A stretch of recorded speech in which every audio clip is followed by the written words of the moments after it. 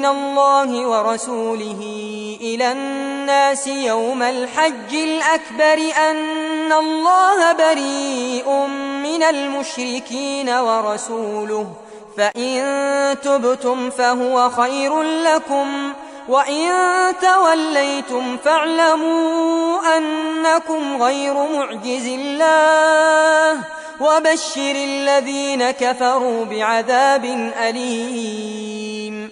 إلا الذين عاهدتم من المشركين ثم لم ينقصوكم شيئا ولم يظاهروا عليكم أحدا فأتموا إليهم عهدهم إلى مدتهم، إن الله يحب المتقين. فإذا انسلخ الأشهر الحرم فاقتلوا المشركين